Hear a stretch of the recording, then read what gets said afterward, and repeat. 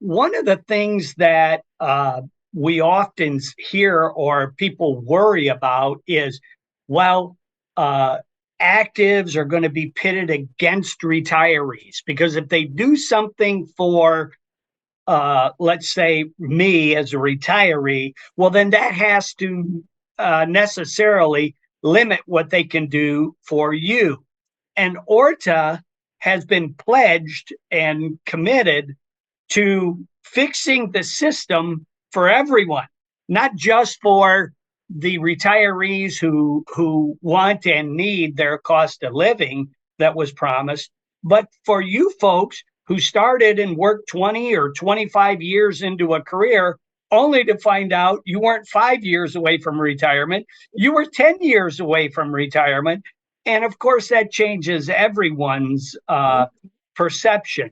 But if you could pick, let's say, one or two things that you would like to see changed at STRS, what might one or two of those things be? Or maybe you might have a whole list, but pick one or two of them.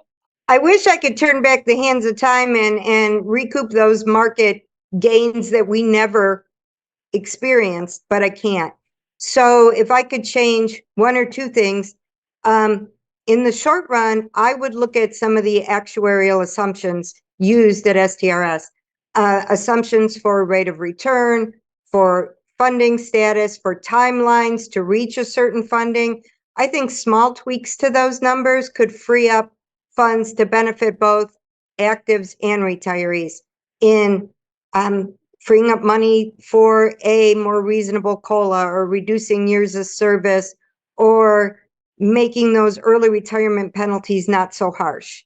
In more of the long run, I think STRS needs to move out of investments that have a questionable valuation, like private equity and commercial real estate. And they need to work on cleaning up their own house and reducing administrative expenses and wasteful spending. I think what has to happen to get that done is to get a majority of reform-minded members on that board to force the process into motion.